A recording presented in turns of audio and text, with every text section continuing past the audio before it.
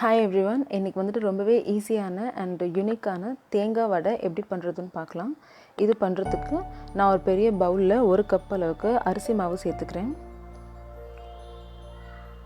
அது கூடவே 2 table spoon அளவுக்கு மைதா மாவு சேர்த்துக்கிறேன். இப்போ பார்த்திங்கன்னா நான் ஒரு 3 மீடியம் சைஸ் பச்சை மிளகாய் வந்துட்டு இந்த மாதிரி கொரன்னு அரைச்சி வச்சுருக்கேன். அதையும் சேர்த்துக்கிறேன்.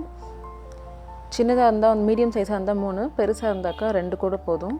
இது கூடவே தேவையான அளவுக்கு உப்பு சேர்த்துக்கிறேன். 1/4 கப் அளவுக்கு துருவின தேங்காய். இப்போ இது எல்லாத்தையும் வந்துட்டு ஒரு வாட்டி நல்லா கலந்து விட்டுக்கலாம்.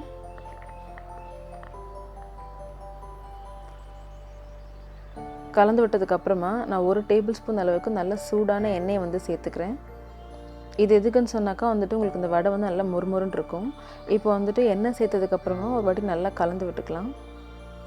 கலந்து விட்டுட்டு இந்த மாவு எப்படி நீங்கள் இறுக்கி பிடிச்சிங்கன்னா அது ஒரு ஷேப்பில் நிற்கணும். அதுதான் வந்துட்டு கரெக்டான டெக்ஸ்சர், மாவோட டெக்ஸ்சர். இப்போ வந்துட்டு கொஞ்சம் கொஞ்சமாக தண்ணி சேர்த்து நம்ம சப்பாத்தி மாவு பதத்துக்கு இதை பிசைஞ்சிக்கலாம்.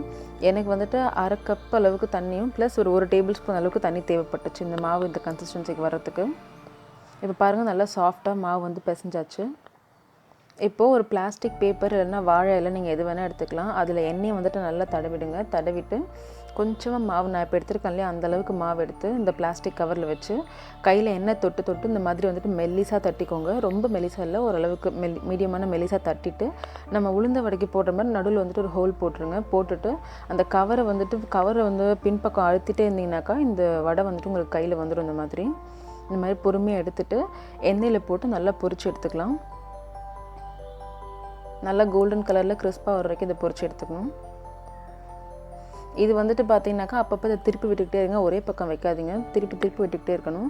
இந்த வடை வந்துட்டு பார்த்தீங்கன்னா வெந்துருச்சுன்னு எப்படி கண்டுபிடிக்கணும்னா, இது வந்துட்டு வெந்துருச்சுன்னா இந்த மாதிரி அடியில் போய் உட்காந்துரும், வானலில் மேலே மிதக்காது. இந்த மாதிரி அடியில் போய் செட்டில் ஆகிடும். அடியிலேருந்து பபிள்ஸ் வந்துக்கிட்டே இருக்கும்.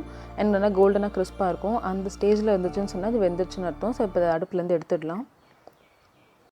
அவ்வளோதான், ரொம்பவே ஈஸி அண்ட் டேஸ்டியான ஒரு தேங்காய் வடை ரெசிபி ரெடி. இது சில பேருக்கு தெரிஞ்சிருக்கலாம், நிறைய பேருக்கு தெரிஞ்சிருக்க வாய்ப்பு இல்லை. இது வந்துட்டு ரொம்பவே ஈஸியாக பண்ணிடலாம். இதுக்கு வந்து இன்க்ரீடியன்ஸ்லாம் ஒன்றும் பெருசாலாம் தேவையில்லை. வீட்டில் இருக்க சிம்பிளான பொருளை வச்சு இது பண்ணிடலாம். அண்ட் ரொம்பவே டேஸ்டியாக இருக்கும். உங்களுக்கு வடை வந்துட்டு நீங்கள் சுடும்போதே பார்த்தீங்கன்னா அந்த எண்ணெயிலேயே வாசனை வந்துட்டு தேங்காயோட வாசனை அவ்வளோ நல்லா வரும். இது வந்துட்டு 1 வாரம் வரைக்கும் இதை நீங்கள் டப்பாவில் போட்டு நல்லா டைட்டான டப்பாவில் போட்டு மூடி வச்சுக்கலாம். மொறுமொறுனே இருக்கும். ஸோ ரொம்பவே ஈஸியான ஒரு ஸ்நாக் ரெசிபி.